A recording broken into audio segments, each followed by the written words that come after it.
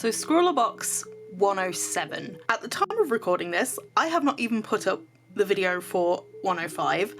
I did not receive 106 because my payment didn't go through. My computer has completely died on me. So like everything is everywhere right now. And the fact that I have 107 here makes me happy, but also makes me stressed, because it tells me I'm probably going to have videos that are completely out of order. So with all of those disclaimers out of the way, let's get to opening this. I'm so excited to see what's in this. Okay, let's pull this open. I have not seen any spoilers or anything for this box, so I am excited. Oh! Look at that zine! It's watercolor, isn't it? Oh my god, this print! Look at how cute that print is! Beeswax Arts. Oh my god, Rosemary Baker. Oh my god, she's an older artist as well. That's so cool. This is amazing. Oh my god. Ah, I don't know where to start. Let's just take everything and put the box aside.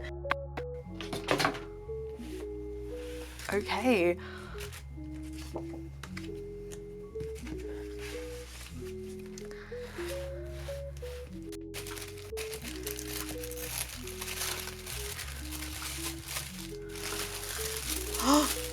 Oh my god. Oh my god. Oh my god. A Cotman set. Way to take me back to college. Oh, I had this set in college. Oh, and the sticker is the print. Oh my god. And a drumstick. You know how I like my sweets, and this will get devoured. A slim eraser. I've never seen a slim eraser before. Like this. I might put this in my travel case then, because I am going on holiday again this year, so ooh. A lot of erasers are like really thick, so the fact that this is like a really slim one is good for detail work. It's also good for travel. Faber-Castell 4B Golden Faber pencil. I have received gold Faber pencils in the past that were water soluble. I don't think that this is one of them. We're gonna have to test that. And a 0.7 fine liner. This is a medium and it is a artist pit pen. These are essentially India ink inside a pen. I used to use these in uni. Let's get rid of these. The Cotman set. Oh god. I don't even know whether the colours are exactly the same from like my day. It's definitely a different feel from the old ones. I keep most of my treasured watercolour palettes over the years, so I dare say I do still have this one. Oh, okay. It is empty, but the case looks very different. So this is the one that I had in college. All of the colours are not in here anymore. They are in a different palette because I've customised my palettes over the years. But you can see the box looks very different from each other. Pretty much exactly the same size, to be fair. There has definitely been some yellowing plastic over the years as well. But yeah, pretty much exactly the same setup as we've got here. Just opening a brand new palette brings me so much joy. It brings me joy. Okay. So right off the bat, there is a slight improvement to this one. So the pans actually lay flatter. This one, I don't know whether it's just because it's been years, but this one, it has like a slight curve. You can see on the new one that it's slightly more flatter than the old one. And here we have the colours. So let's unwrap these. Okay, so these still have the same problem as like back in the day. The paint pans and the paint would fall out. It's a Sketchers box. It's supposed to be travel friendly. This is not a ScrawlrBox problem. This is a Winsor & Newton problem. This happened back when I was in college as well. The pans themselves actually have printed information on them, which is really, really handy. They're really tiny and cute.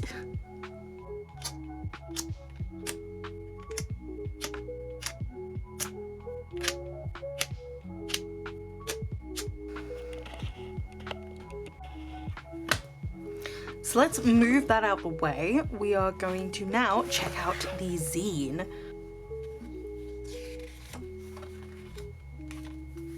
So we have the supplies. It even says with a little asterisk, I don't know whether you can see this. At least they're being honest with this one. Artist has used additional supplies. Okay, so we have the scrawler artist, Rosemary Baker. Look at some of her pieces. Oh my god. The little cat in the leaves. Oh my god. Somebody tell Bailey J about her because I think Bailey would be a fan. Just look at all the cute. Like especially the cat. Oh, the little bee with the flower crown. Oh my god. That's so sweet. So we have scrawler tips with watercolor. You don't have to tell me twice. I swatch so much in my sketchbook. My sketchbooks more or less should just be called swatch books. Deep dive into warming up with watercolors. Behind the artwork of May Mouse. That's so sweet. So this was the last box that I had of my previous subscription, and it was off the wall. I have not posted that video as of right now, and to be honest, I really don't know what artwork to do for that at all. Like, don't get me wrong, I love the art supplies because it had like Poscas and stuff. It was probably one of the best boxes that I'd received, but when it comes to Posca markers, they stump me in terms of what to do. I don't know when that 105 video will come out. Well, maybe seeing the artwork created by other people with this box will actually inspire me. To create something with that box. Because the supplies are in my pencil case. Yeah, I don't really see any of the artists I recognise, so all new people to me, which is cool. ScrawlrBox pieces from the past. Oh my god. Some of these boxes I remember. That box, the bullet journal box. A controversial one for sure, but I can see how people would be like really creative and artistic with bullet journals. So like for this for instance, you've got travel journaling, which is great for a bullet journal, and designing your own layouts and stuff like that. There's actually no other boxes that I had. It was just box 35 that I recognise. If anybody from the ScrawlrBox team see this video, more boxes before box 50, because all of these are like, there's box 59, there's box 71, 83, like this one is an oddball amongst all of them. I'd like to see artwork from previous boxes because the zine was not a thing back then. So if you could do galleries on like older boxes than box 50, or like boxes before the zine was even a thing, that would be amazing. So 7 themes of art. So we lines, shape, form, texture, colour, value, and space. And the scrawler challenge for this box is Guardians of the Garden. I'm sorry, but like this sticker, I keep looking at it and I keep thinking that it is the Jelena piece of artwork that I have. Like it has the same sort of colours and the same vibes. Funnily enough, this sticker of mine that I make is like exactly the same vibes, like in terms of colour. I get the same vibes in terms of colour, like obviously not in terms of theme, but like in terms of vibes. Yes, this is holographic because I'm trying out holographic stickers in my shop right now, so yay! But Guardians of the Garden. Interesting. I'm gonna have to think about that one. As you can see, I'm filming this pretty much after doing the artwork for 105. God, I have not touched this since I first opened it back in like August. It is now halfway through September. It's been over a month. And I'm using my water brush instead of like the little brush, because I remember from college, this thing was, it was cute to use, sure, but like, even with my little hands, it cramped my hands up quite a bit. And I've been experiencing pain in my hands a little bit, so yeah. If I can avoid that, that would be great. I cannot for the life of me remember the colours. Or whether the colours are actually listed on the back. Oh, they are. That's good. So we have lemon yellow hue. Okay. Oh, should I zoom in? I think it'd be good if I could zoom in. Okay, I'm gonna start swatching them over here. Lemon yellow hue. I'm pretty sure I didn't mix up the colours with this one. I know in previous ScrawlrBox videos I've accidentally mixed up the colours. It was at this moment he knew. He fucked up. I used to use Cotman watercolours in college specifically, so it's really interesting going back to them. Okay, before we get carried away, let's do the greens as well. I remember these colours spreading a bit better, but or maybe I need a bigger brush. I think that might be the case. We did Viridian, now we're doing Sap Green. Oh, this is just as sap green as I remember it being.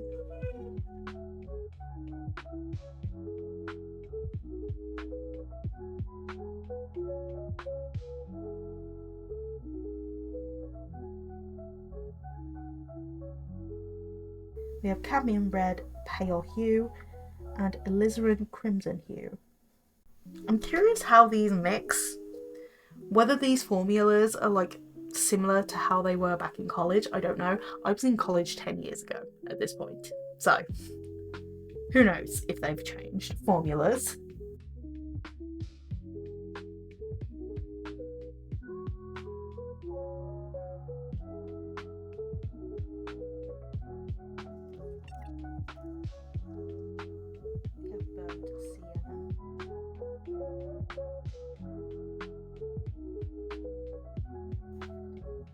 Here we have the burnt umber.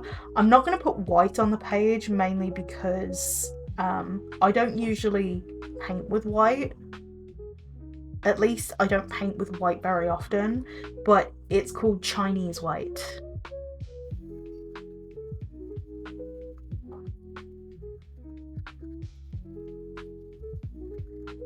Ooh, I'm liking the granulation here.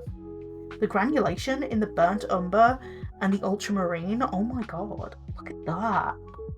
That's so pretty. Is cerulean blue hue.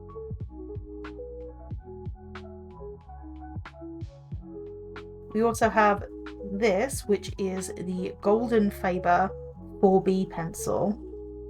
And this other one is the Faber-Castell Pitt Pen Artist Fineliner. I had these back in uni and like these were so good. I've also been using one of the other sizes of these as like just a regular note-taking pen. So now with the swatches over, let's talk about the artwork.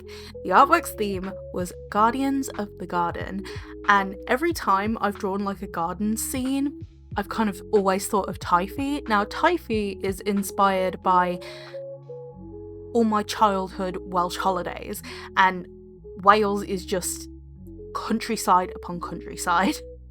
So I thought, best character to draw for this.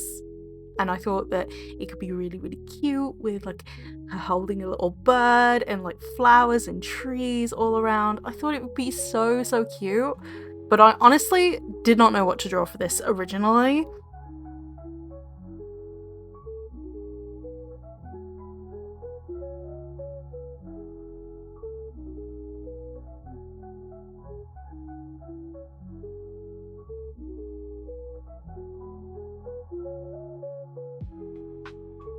And here you can see I completely messed up.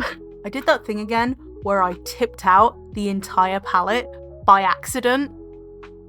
I was very rusty with Cotman watercolors. It's been a while since I've actually used Cotman watercolors, so I was trying to experiment mixing different ways, wet on wet, as well as mixing on the paper as well, because then I felt like I could get really different tones. I was definitely experimenting a lot with colour mixing and just tones of colour in this one.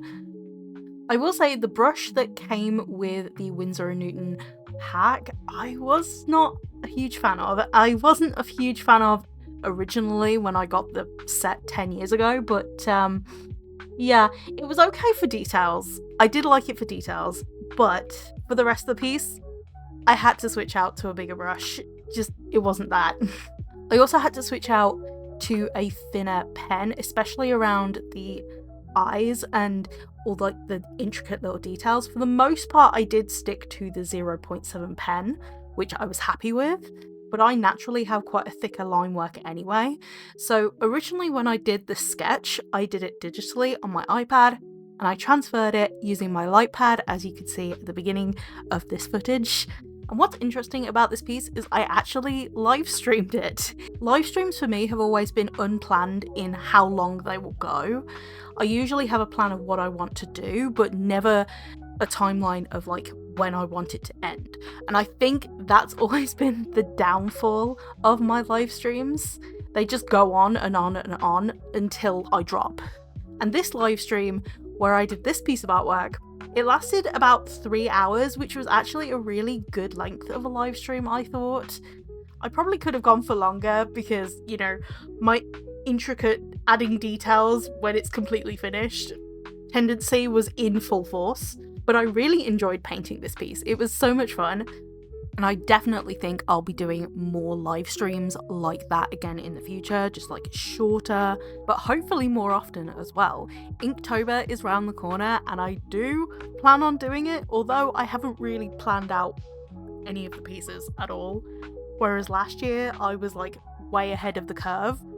This year, absolutely nothing is planned, and I'm scared. I've been so busy with doing convention stuff, as well as the Immersive Arts Bootcamp, where I'm learning Blender and Unreal Engine. It's a lot. It's a lot. And Inktober feels like it creeps up every single year on me. It's like October comes out of nowhere. And literally, the day that I'm recording this commentary, the 28th of September, ScrawlrBox 109 pops through my door. Just when I think I'm starting to catch up, I really can't catch a break when ScrawlrBox pops through the door. But it's all in good fun. I will be recording a unboxing portion to Box 109 as soon as I finish editing this video. But overall, Box 107 was actually a really good box. I was not expecting Cotman watercolors, and it was a really nice change of pace. Guardians of the Garden was a really good theme. I don't really have too much to say about this box, to be fair, because I just felt like it was a good box. It was genuinely run-of-the-mill, and just like ScrawlrBox said in their zine, the artist used extra supplies. So did I. Fun fact, that jelly roll that I'm using actually came in box 108, which is the next one that I've got to edit a video for. This box, by all means, is not a bad box. I actually really like the amount of supplies in here, and if you've had the ScrawlrBox, please tell me down below what you thought of it and what you think of this artwork. We've had a lot of watercolor based boxes recently, and I'm not complaining about that, but it seems to be a theme at the moment. And I shall see you in my next one. Bye guys!